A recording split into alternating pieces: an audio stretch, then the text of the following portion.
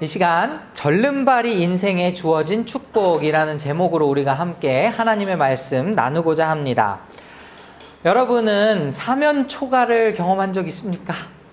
우리나라에 그런 이야기 많죠. 사면초가라든지 아니면 진퇴양난이라든지 이러지도 저러지도 못한, 어쩌면 굉장히 갇혀있는 상황 속에서 내가 아무것도 할 수 없는 거예요. 그런 상황 아마도 살면서 한두 번쯤은 겪지 않았을까 이런 생각을 해봅니다. 그때 여러분은 어떻게 뚫고 나가셨습니까?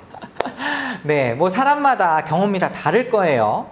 그런데 오늘 본문의 말씀을 보면은 이 야곱 역시 똑같은 이 사면초가의 상황에 처해 있었다는 것을 우리가 잘 알 수 있습니다. 오늘 이 말씀을 통해서는 과연 하나님께서 이 야곱에게 어떤 은혜를 베푸셨는지, 야곱이 이 사면초가의 상황에서 무엇을 했는지 한번 그것들을 좀 생각을 해봤으면 좋겠어요. 먼저 우리가 오늘의 말씀을 이해하기 위해서는 이 사건의 발단이 필요하죠. 지금 야곱은 사실 외삼촌 라반의 집에서 함께 거주하고 있었습니다. 그렇죠? 그런데 이제 외삼촌이라고 얘기하기도 좀 뭐해요. 이제 장인이 되었으니까 장인어른의 집에서 함께 유하다가 갑자기 하나님께서 31장을 통해서 말씀을 하십니다. 이제 떠나가라, 돌아가라, 이렇게 말씀하신 게 어떻게 보면 사건의 발단이에요. 거기서 그냥 머무는 것이 아니고 나가야만 했던 그런 상황이 된 거죠. 그런데 그보다 앞서서 조금 더 우리가 이 복잡한 야곱의 삶을 이해하기 위해서는 야곱의 출생부터 우리가 한번 생각을 해봐야 돼요.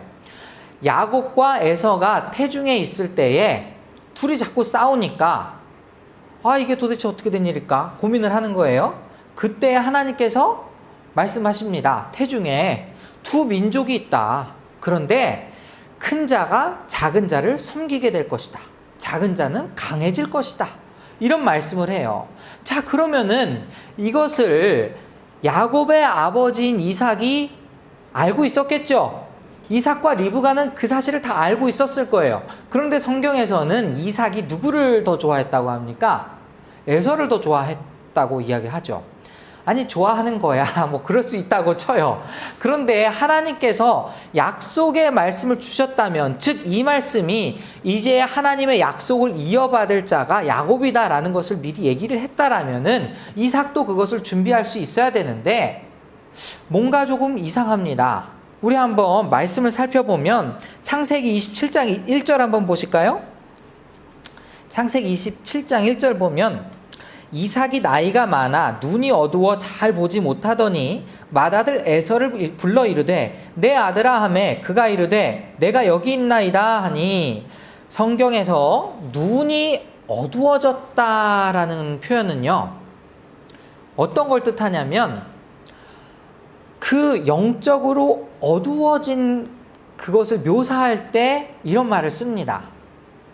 그러니까 이사야 선지자의 그 글에도 너희가 보기는 보아도 알지 못할 것이요, 이렇게 이야기할 때라든지, 아니면 지금 여기에 지금 눈이 어두워졌다라는 표현을 어디에서 쓰냐면은 모세가 죽기 전에 그 기력이 쇠하지 아니하였다라는 구절을 보면요, 우리나라 말로는 기력이 쇠하지 않았다라고 표현이 되지만 사실 거기에는 눈이 어두워지지 않았다라고 표현을 하고 있어요. 무슨 말인지 아시겠죠? 그러면 지금 27장에서 이삭의 눈이 어두워졌다라는 건 뭘 의미하느냐? 영적으로 어두워진 거예요.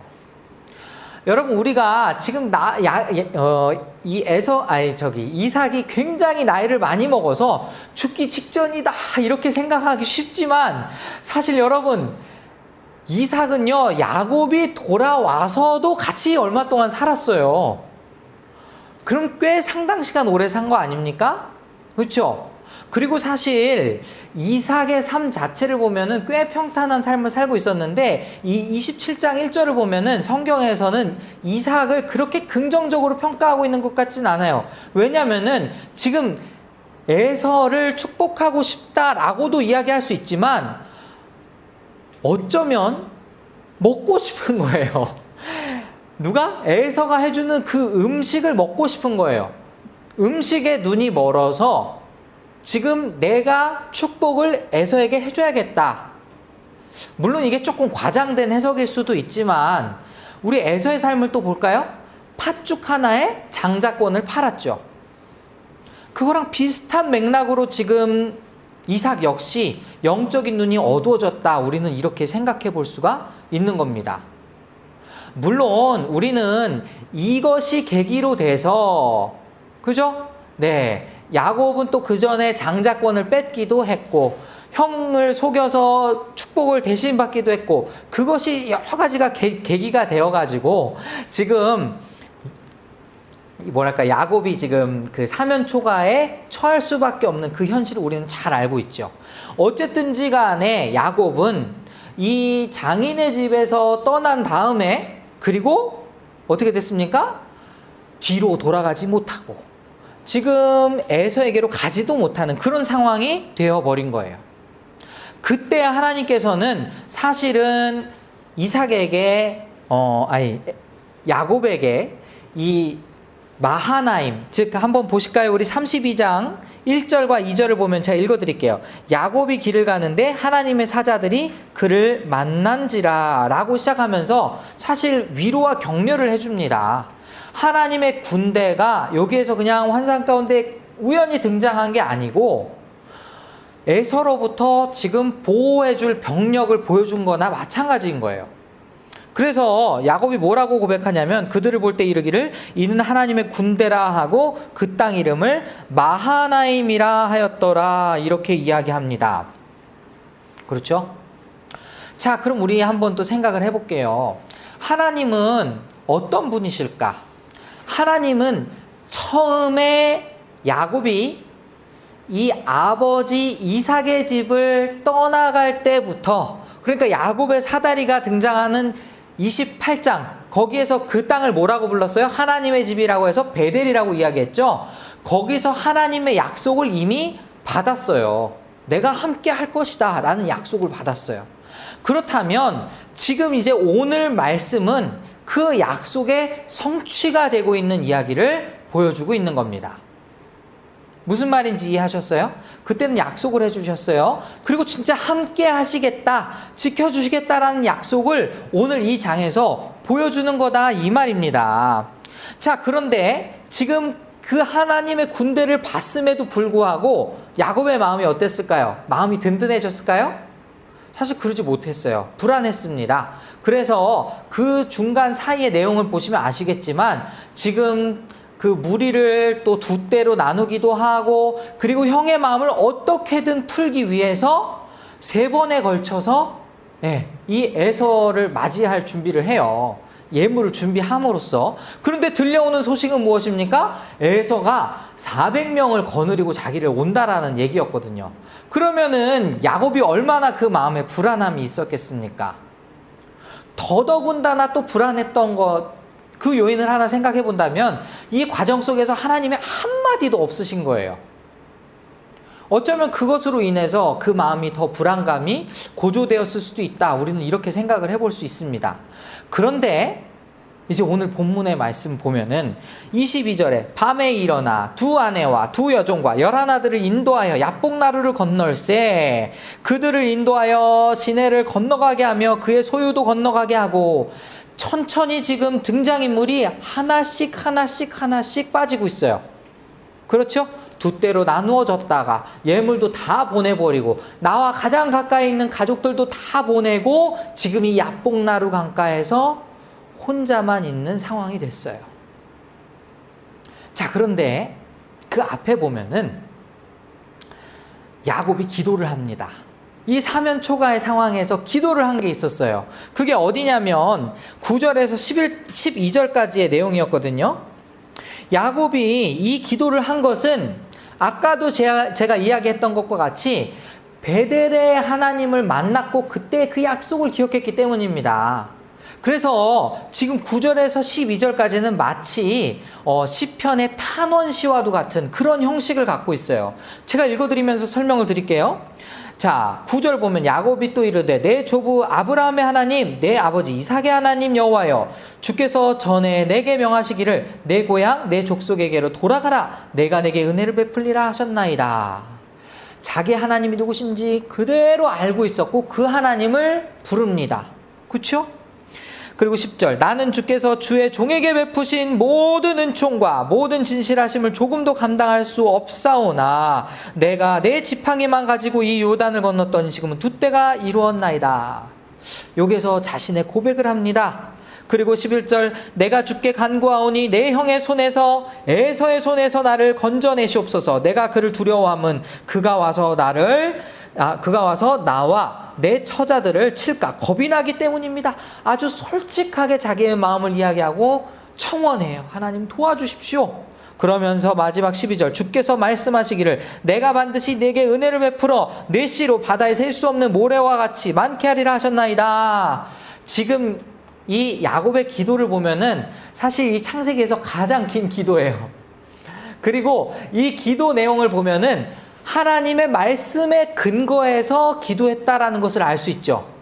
그것이 배경이 됐기 때문에 오늘 이 사건이 탄생한 겁니다. 이제 혼자 있는 그 상황에서 어떤 사람이 등장을 해요. 이 사람이 누군지는 나오지 않지만 우리는 그 사람이 누군지 알 수 있겠죠.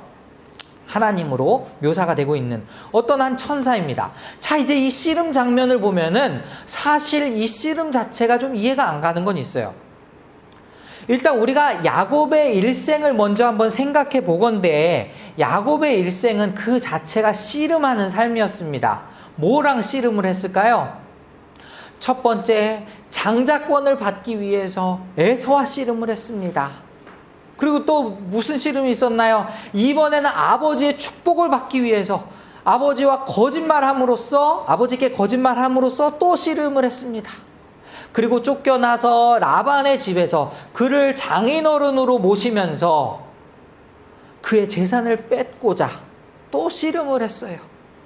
그런데 이번에는 자신의 생존을 위해서 한 번 더 씨름을 하게 되는 거죠. 근데 여기에서 이해가 안 가는 건 뭐냐면 이게 진짜로 하나님이었냐?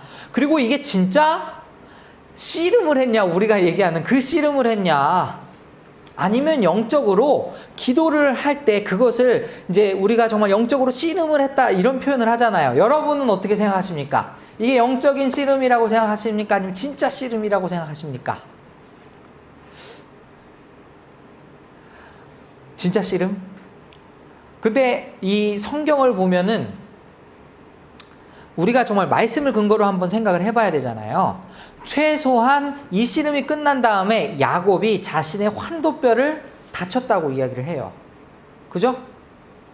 그렇게 보면은 사실 이 씨름은 그냥 단순히 기도하는 씨름이 아니고 진짜 씨름이었다라고 우리가 충분히 그렇게 생각할 수 있겠죠. 그렇지 않습니까? 자, 그런데 오늘 이 말씀에서 이제 이 씨름 장면을 살펴보면 우리가 사실은 하나님이 갑자기 띡 하고 등장을 해서 야곱과 씨름했다라는 그 자체도 이해하기는 쉽지가 않아요. 그래서 여러분께 고대 근동에 있는 어떤 그 문화에 대해서 잠깐 설명을 해드리겠습니다. 고대 근동에 하나님을 모시는 신전이 아니더라도 이방신이더라도 신전의 개념의 건물이 굉장히 많았어요. 그래서 뭐 지구라트라고 혹시 여러분 들어보셨나 모르겠는데 그게 이제 이방신 섬기는 신전과도 같은 겁니다. 그래서 그 신께로 올라가는 게 계단 모양이에요. 그래서 여러분 그 야곱의 사다리도 사실은 그것과 비슷한 묘사를 하고 있다라고 우리가 생각을 할 수 있는데 그런데 이 신전 앞에는 항상 이 흐르는 강이 위치해 있었다고 합니다. 그래서 그 신전에 들어가기 위해서는 이 강을 건너야만 했는데 그 강을 건너기 전에 이 신전을 파수하는 어떤 영적인 존재와 싸워서 이겨야만 했던 것이죠. 그게 당시에 고대 근동의 어떤 풍습이자 그냥 그렇게 사람들이 알고 있었던 어떤 신과의 관계, 이 정도로 여러분 생각하실 수 있습니다. 그런데 지금 야곱이 들어가려고 하는 곳이 어디예요? 가나안 땅이죠. 가나안 땅은 우리가 또 영적으로 생각하면 어떤 곳입니까? 하나님의 성전이 세워질 곳입니다. 그렇죠? 우리가 하나님의 성전이 세워질 곳이라고 생각을 한다면 그 성전의 입구에서 하나님과 씨름을 한다. 지금은 잘 이해할 수 없겠지만 그 당시 세계관에서는 이게 정말 그 입구에 들어가는 마지막 관문, 끝판왕과도 같은 그런 개념인 것이죠. 그래서 싸움을 했습니다. 그런데 그 사람이 이길 수가 없을 것 같으니까 환도뼈를 쳤어요. 그런데도 야곱이 보내주지 않는 겁니다. 자, 그런데 우리가 또 여기서 생각해 봐야 할 게 있어요. 그러면서 나로 가게 하라 이랬더니 야곱이 뭐라고 얘기합니까? 이제 나에게 축복을 달라고 합니다. 나에게 축복을 주지 않으면 나는 절대로 당신을 보낼 수 없습니다. 그런데 여러분, 여기에서 사실은 야곱의 심경이 변화되었다라는 것을 여러분 눈치채시겠습니까? 지금은 자기의 힘에 계속해서 의존하던 사람이었어요. 자기의 꾀, 자기의 능력, 자기의 힘. 사실 우리가 야곱이 집에서 얌전히 있었던 사람이라고 생각하면은 굉장히 착각하고 있는 겁니다. 예전에 야곱이 라헬을 만났을 때에도 그 돌 어귀를 정말 엄청난 힘으로 옮겼던 그런 것을 우리가 생각해 본다면 야곱은 절대로 약한 사람은 아니었어요. 굉장히 집요한 사람이기도 했고, 그런데 지금 그 모든 걸 다 내려놓고 이제는 하늘의 신령한 것을 내가 구합니다. 나의 능력이 아니라 이제는 정말 하늘의 것으로 내가 감당하며 살기를 원합니다. 지금 이 고백을 하고 있는 게 바로 나에게 축복을 달라라고 이야기하는 겁니다. 그때에 어떻게 합니까? 내 이름이 무엇이냐라고 천사가 물어보죠. 자, 그때 야곱이 대답합니다. 제 이름은 야곱입니다. 그런데 이거는요, 단순히 그냥 내 이름을 얘기한 게 아니에요. 자기의 삶을 고백한 겁니다. 저는 속이는 자였습니다. 이렇게 이야기하는 겁니다. 어떻게 알 수 있느냐? 이전에 창세기 27장 36절을 보면 에서가 이르되 그의 이름을 야곱이라 함이 합당하지 아니하니까 그가 나를 속임이 이것이 두 번째니이다. 전에는 나의 장자의 명분을 빼앗고 이제는 내 복을 빼앗았나이다. 이런 말이 있잖아요. 그 이름이 야곱이 맞아요. 그 이름은 속이는 자예요. 에서가 그렇게 얘기했잖아요. 지금 야곱은 자신의 이름을 고백함과 동시에 자신의 과거를 고백하는 그것과 마찬가지였습니다. 그때에 하나님이 그 이름을 바꿔주시죠. 어떤 이름으로 바꿨습니까? 이제 더 이상 너를 야곱이라고 하지 말고 이스라엘이라는 새 이름을 주십니다. 여러분, 이 이름을 준다라는 것은 굉장한 의미가 담겨 있어요. 조금 부정적인 의미에서 우리가 한번 이 이름을 부여하는 뜻을 찾아본다면은 우리 창씨계명 있잖아요. 그죠? 그 전에 우리가 한글 이름을 쓰지 못하고 일본 이름을 썼던 것, 그건 뭡니까? 일본의 통치를 받는다라는 어떤 그런 개념 아니었어요?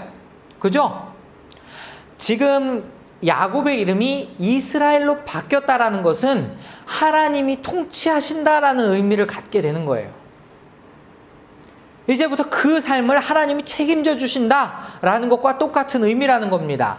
더군다나 지금 이스라엘이라는 그 자체의 뜻을 한번 생각해 본다면 사실 여기에서 천사가 이는 네가 하나님과 사람들과 싸워서 이겼다 이 뜻이라고 이야기를 하지만 사실 이스라엘이라는 그 어원을 살펴보면은 여기에 사라르라는 단어가 들어있어요. 히브리어 사라르라는 단어. 이게 통치하다라는 그런 의미를 가지고 있어요. 그럼 우리가 이스라엘이라는 단어를 해석할 때에 물론 하나님과 싸워 이겼다라고 우리가 단순히 생각할 수도 있겠지만 이 어원 자체의 의미를 생각해 본다면 하나님께서 나에게 능력을 주셨다. 조금 더 깊이 들어가면 하나님이 나의 통치권자이시다. 하나님께서 나를 통치해 주신다. 이런 의미가 되는 것이죠. 이해하시겠습니까? 그래서 지금 이 말씀을 통해서 우리가 야곱의 삶이 변화되었다라는 것을 깨달을 수 있는 것이죠.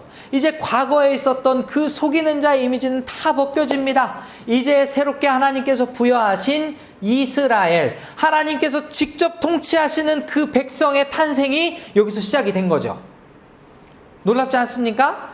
그래서 야곱의 개인적인 인생을 한번 생각을 해본다면 사실 그 야곱이 다른 사람에게 이제 속아 넘는 일은 있지만, 예를 들어서 요셉이 죽고 말았습니다. 형제들이 그렇게 얘기한 거에 속아 넘지 않았습니까? 하지만 더 이상 야곱은 다른 사람을 속이지 않죠. 이 사건 이후로. 그렇지 않습니까? 이제 야곱은 새 삶을 살게 된 거예요.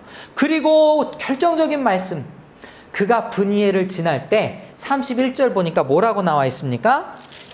자, 31절 보니까 그가 브니엘을 지날 때에 해가 돋았고 그의 허벅다리로 말미암아 절었더라. 우리가 생각해 볼 수 있는 것은 해가 돋았다, 이제 새 날이 시작되었다라는 거예요. 그리고 또 하나, 그는 절름발이가 되었다라는 겁니다. 절름발이가 되었다, 뭔가 부족함이죠. 그 부족함을 누가 채워주신다? 하나님이 채워주신다는 겁니다. 하나님이 직접 채워주시기 위해 야곱의 허벅지를 다치게 하셨죠. 야곱의 입장은 야곱이 다리를 절 때마다 하나님을 기억하겠죠.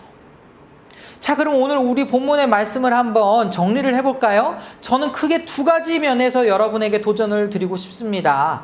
여러분, 사면 초과의 그 상황에서 여러분은 어떻게 대처를 하시겠습니까? 최소한 오늘 야곱의 모습을 통해 우리가 생각해 볼 수 있는 것은 그는 하나님께서 우리에게 주신 그 약속을 기억했다라는 거예요. 그에게 주신 그 약속을 부여잡고 정말 씨름하듯이 매달렸다라는 겁니다. 여러분, 하나님이 때로는 여러분을 궁지로 몰아넣으실 때가 있어요. 영적인 의미는 무엇입니까? 이제 제발 나만 의지해봐. 나 좀 의지해라. 너 의지하지 말고, 네 능력 의지하지 말고 이제 나를 좀 봐라. 그런 의미가 숨어 있는 겁니다. 우리가 자꾸만 우리의 능력, 마치 정말 내가 건장하게 이렇게 똑바로 서 있을 때는 내가 스스로 서 있는 것, 정말 내 자신이 주인공이 되는 것 같지만, 그렇죠? 나의 연약함을 하나님께 고백했을 때 그때 하나님께서 새로운 이름도 주시고, 그리고 정말 하늘에 신령한 것을 내려주시는 것, 우리가 바라볼 수 있는 것이죠. 여러분, 정말 막막한 상황 속에서 하나님께서 여러분에게 하신 그 약속을 기억하면서 나아가시기 바랍니다. 모든 사람에게 적용될 수 있는 약속, 제가 늘 이야기하지만 세상 끝날까지 너희와 함께하리라. 또 하나의 약속, 내가 다시 오마. 그 약속을 의지하면서 사는 게 바로 우리 그리스도인이죠. 그리고 각 사람에게 주신 또 약속의 말씀이 있을 거예요. 그 말씀을 의지하면서 여러분 위기의 순간을 잘 극복해 나가시기 바랍니다. 또 하나, 여러분, 절름발의 인생이 더 멋져 보입니까? 아니면 꼿꼿이 서서 걸어가는 인생이 더 멋져 보입니까? 사실 이건 너무 외적인 거예요. 세상 사람들은 그리스도인한테 너 왜 이렇게 약해 보이냐라고 이야기할지 모르지만 우리는 그 약함을 당당하게 드러내야 한다는 것입니다. 우리는 약하기 때문에 하나님의 도우심이 필요한 존재다. 우리가 약하기 때문에 하나님은 우리를 도와주실 것이다. 우리가 강하면 하나님이 뭐가 필요하겠습니까? 건강한 사람에게 의원이 뭐가 필요가 있겠어요? 그렇기 때문에 하나님은 우리를 절름발이로 만드시죠. 그렇기 때문에 하나님은 우리가 꼿꼿이 서 있을 때에 우리를 한 번씩 치시는 겁니다. 치시는 것이 하나님의 은혜예요. 오늘 이 본문의 말씀 여러분 잘 기억하시기 바랍니다. 지금 코로나 바이러스 굉장히 여러 사람 어렵게 하죠. 그런데 여러분, 정말 이 가운데에서, 이 사면 초가의 어려움 가운데서 하나님의 말씀을 붙들었을 때 분명히 하나님께서 여러분을 도와주실 것을 여러분 믿으시기 바랍니다. 어떻게 도와주실지 저는 잘 모르겠지만 그 하나님은 거짓말하는 하나님이 아니에요. 그냥 내버려 두시는 하나님이 아니십니다. 어떻게 해서든 우리를 도와주시는 그분이 하나님이십니다. 하나님만이 유일한 해결책이시자 유일한 우리의 복의 통로이시라는 것을 여러분 믿으시기 바랍니다. 다음으로 정말 우리가 꼿꼿이 서 있으면서 하나님을 의지하지 않는 그런 교만한 삶을 사는 것보다 오히려 내가 절름발이가 되어도 절름발이가 되어 있다 하여도 하나님을 의지하는 것이 정말 복된 인생이라는 것을 여러분 기억하시기 바랍니다. 우리 인생은 우리 스스로 살 수 있는 것이 아니에요. 우리 인생은 내 힘으로 살 수 있는 것이 아닙니다. 하나님께서 공급해 주시는 그 힘으로 내가 살아갈 그때에 정말 우리가 복된 인생을 산다, 이렇게 고백할 수 있을 것입니다. 오늘 말씀 기억하면서 우리 인생의 위기를 만날 때에 정말 이 절름발이에게 임한 그 하나님의 은혜가 얼마나 풍성하고 그 자체가 복된 인생인가 묵상하면서 승리하는 우리 모두가 될 수 있기를 간절히 소원합니다.